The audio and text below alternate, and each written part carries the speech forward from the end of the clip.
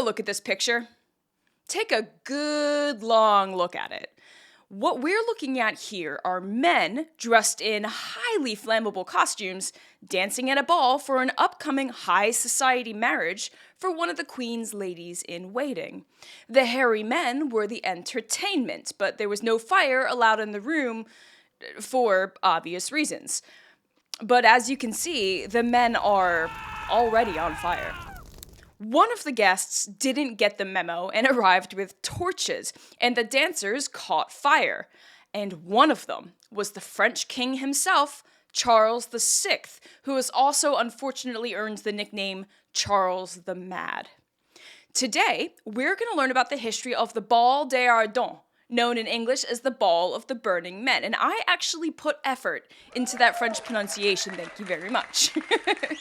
Now, the Ball of the Burning Men, well, it's exactly what it sounds like. A ball where a bunch of men caught on fire, and the king got lucky and survived, but most of the other dancers died. So today, we're going to take a look at the history surrounding this event. First, we'll look at the reign of Charles VI to get a good sense of who he is and why he'd don a hairy, flammable outfit to dance around at a ball. And then we'll look at the event itself to find out what happened and how it went so horribly, horribly wrong.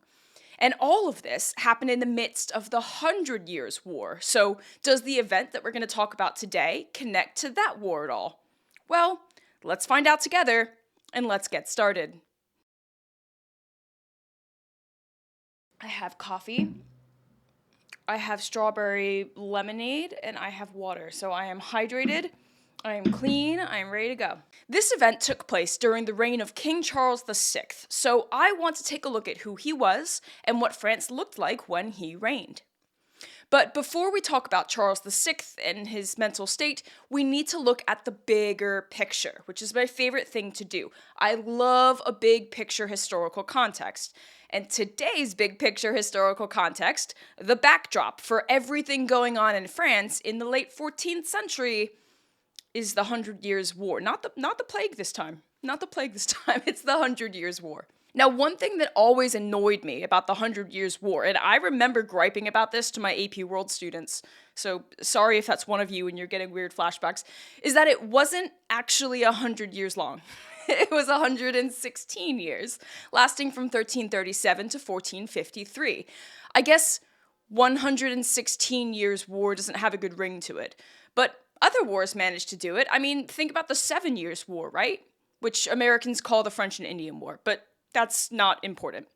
Now, the 100 Years' War was fought on and off between France and England over, what else? Land.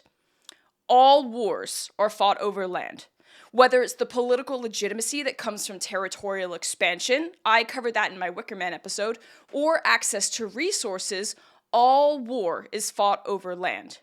And if someone out there right now was like, yeah, but Kelly, the Trojan War was fought over a woman, Helen of Troy, I will remind you that the Trojan War, if it was real, it wasn't like the story we got from Homer's Iliad, okay? It would not have been fought over a woman, it would have been over land. Or power. And power comes from land. I'm really off topic. Sorry about that. Back to the 100 Years' War. So, when the war started in 1337, England had some land over in what is today France. Why? Well, it was land associated with the Plantagenets, the English medieval ruling family who produced 14 kings and other royals from 1154 to 1485. So the 100 Years' War, my favorite, the Black Death, and all of that good feudal stuff happened during the Plantagenets' reign. They're my favorite ruling dynasty because there was just so much drama. What advice would you offer on the present situation?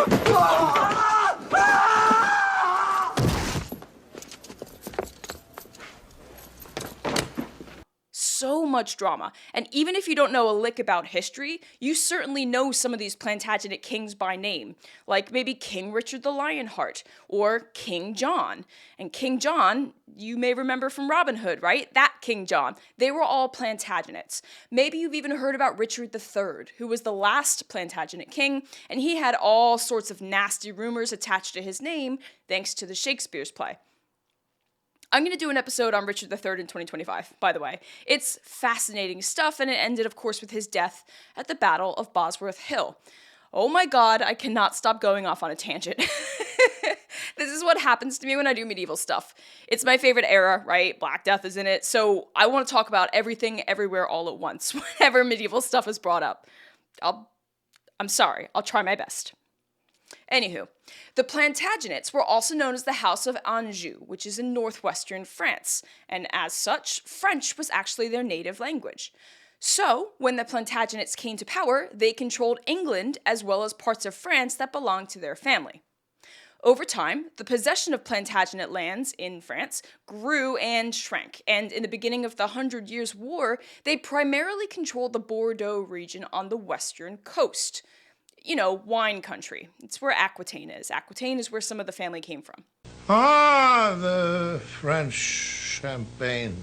But the real trigger for the 100 Years' War was when Edward III of England took the throne after his father, Edward II, was kicked out of power by his wife Isabella and her lover, Roger Mortimer. I'm telling you, Plantagenet history is juicy, juicy stuff. The War of the Roses, for example, was fought between two rival branches of the Plantagenets, the Yorks and the Lancasters, and it's what Game of Thrones is based on. So I'm just putting it out there. Plantagenet history, very juicy history. So when Edward III became king, he claimed the entire French throne as his inheritance. Bold move, Cotton.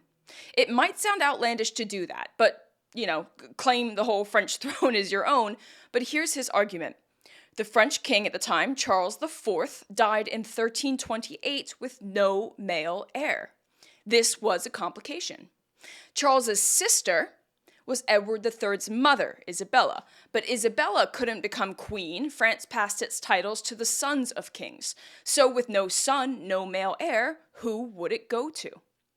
The French line, the Capet, ended with Charles IV, so his cousin, Philip of Valois, took over. But Edward believed that since he also had a direct line to the king, as the late Charles IV was his uncle, right, and also the previous French king Philip IV was his grandfather, that he should rule France, as well as England. Yeah. The new King Philip wasn't going to let that one happen without a fight. So, in response, the new French king took Edward's family lands in Aquitaine, where the Bordeaux wine country is, and in return, Edward declares war on France, thus beginning the 100 Years' War, which was actually 116 years. Now, when Philip VI of Valois died, his son John the Good took over. And then John's son, Charles V, also known as Charles the Wise. And then we get Charles V's son, Charles VI, who is the main character in today's story. And he is known to history as both Charles the Beloved and Charles the Mad. So let's dig deeper into Charles, why he was given those epithets, and how it connects to the 100 Years' War.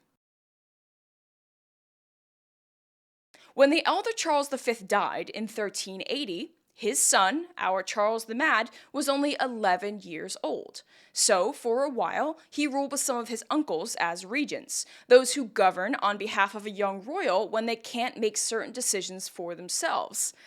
I mean, France wouldn't function properly, especially while at war with England, with an 11-year-old on the throne, right? So later, around 1387 to 1388, Charles was of age, dismissed his uncle regents, and took over full control of France. And things were just fine until 1392, just 1 year before the Ball of the Burning Men, when he started to show signs of mental illness. So there was an assassination attempt against a man named Oliver de Clisson, who was the leader of a group of counselors. Now, Charles took this assassination attempt to also be an attack on him and the French monarchy. So, in retaliation, he marched on the man behind it, John IV, Duke of Brittany. Okay, fine. This stuff happens in medieval history all of the time, not a problem. But then things got weird. Outside of Le Mans, on the way to Brittany, Charles draws his weapons and, without warning, charges on his own household knights, including his brother, Louis. Now, the king apparently cried out, "Forward, against the traitors! They wish to deliver me to the enemy," and then killed 4 of his own men. He even attacked and then chased his brother through the forests for about an hour until the poor king collapsed and fell into a coma for 4 days. This was the first instance of many of what many historians believe was paranoid schizophrenia. And if it wouldn't be difficult enough for Charles to be dealing with his own internal mental struggles, he now also had to deal with the intense political situation boiling around him.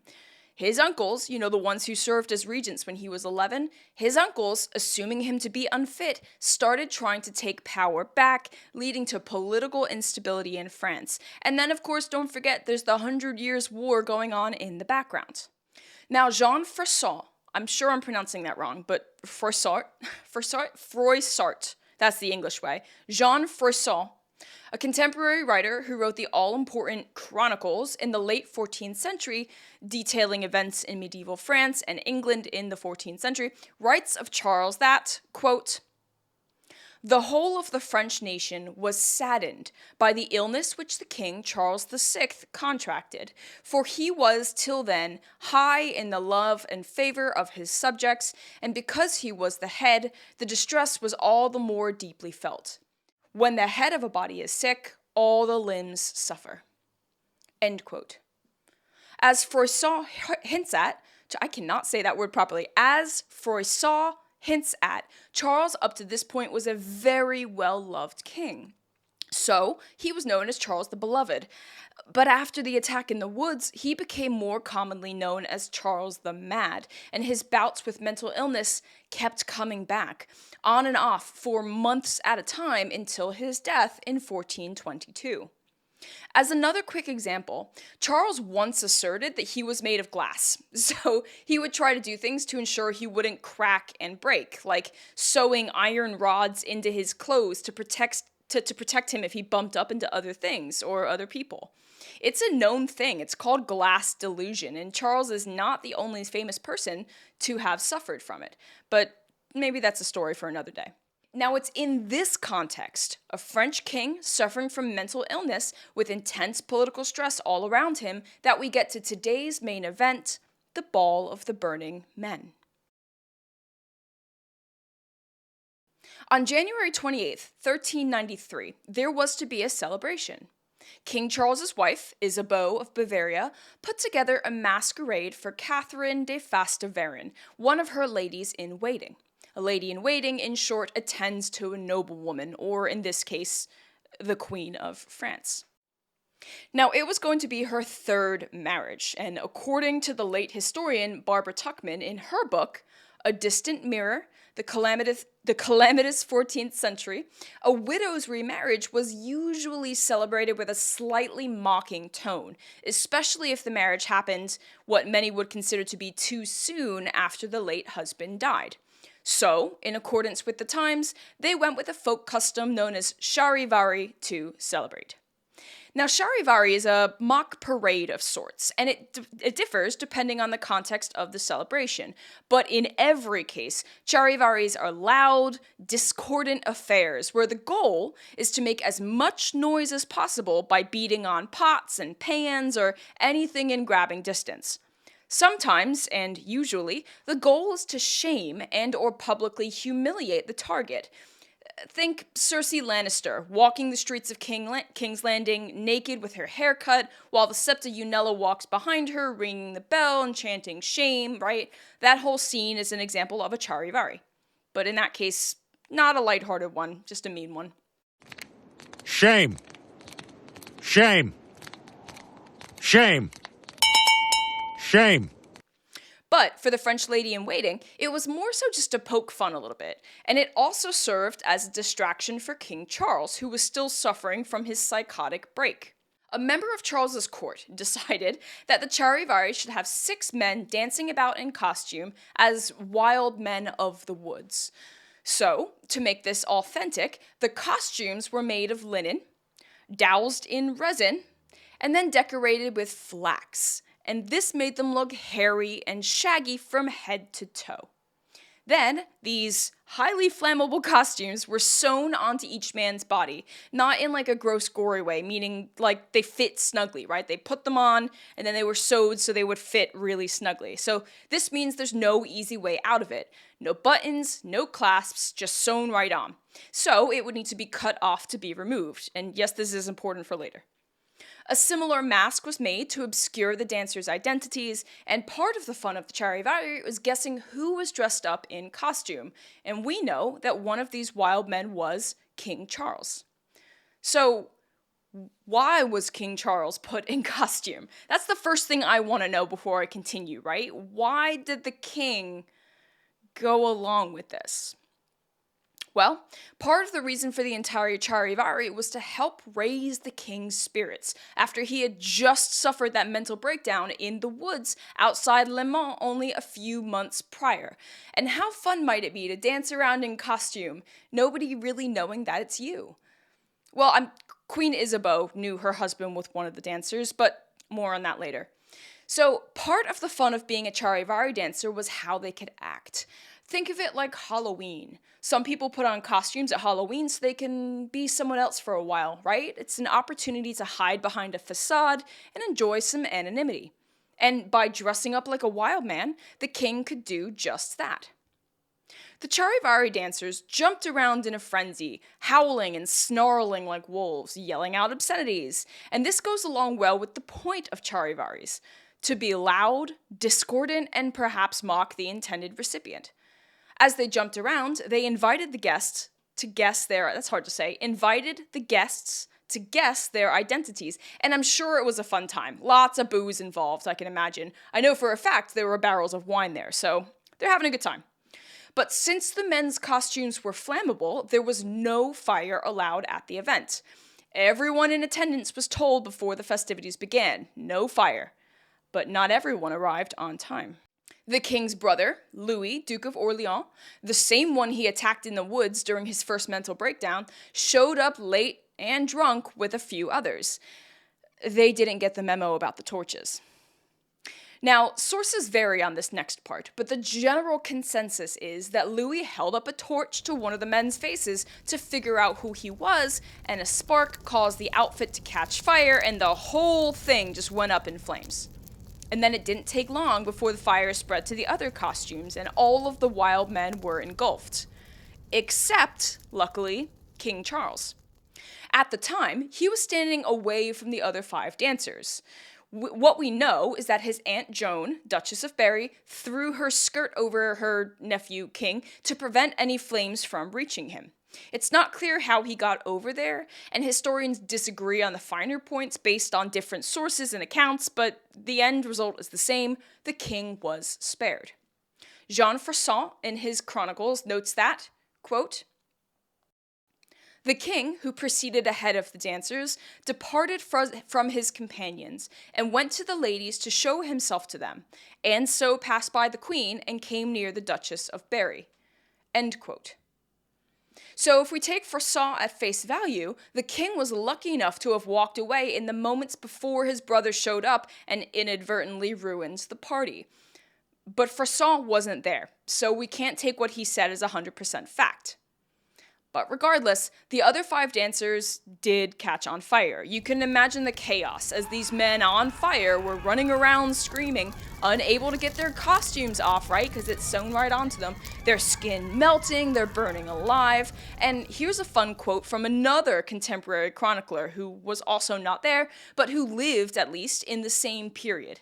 The monk of Saint Denis, quote, "4 men were burned alive, their flaming genitals dropping to the floor, releasing a stream of blood." End quote. Just beautiful writing. And from a monk, too. So scandalous. Now, one of the 5 on fire jumped into a barrel of wine and stayed there until the whole ordeal was over, saving him from death. but the other 4 died, either on the scene or a few days later from the burns. Froissart, again in his chronicles, places the blame squarely on the brothers' shoulders, Louis, Duke of Orleans. He writes that, quote, "And thus the feast and marriage celebrations ended with such great sorrow. Charles and Isabeau could do nothing to remedy it. We must accept that it was no fault of theirs, but of the Duke of Orleans." End quote. Building off this, a contemporary French theologian named Jean Petit, who, by the way, is known for publicly defending the political killings of rulers, so that's a thing, argued that Louis, Duke of Orleans, purposefully brought fire to the ball in an attempt to kill his brother in retaliation for the attack in the woods a few months prior in Le Mans. There was even a rumor that Louis and Isabeau were having an affair, but that's just speculation, of course, and it's very unlikely to be true. Louis, Duke of Orleans, suffered a massive hit to his reputation. We know he was blamed for what happened, but he was later assassinated in 1407 by his cousin because of, quote, "vice, corruption, sorcery, and a long list of public and private villainies."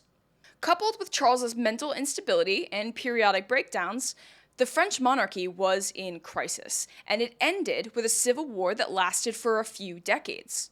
Once it calmed down, the French were able to refocus on the English, slowly taking their lands, and kicked them out of France for good by winning the 100 Years' War in 1453. Come to think of it, 1453 was a pretty big year in world history.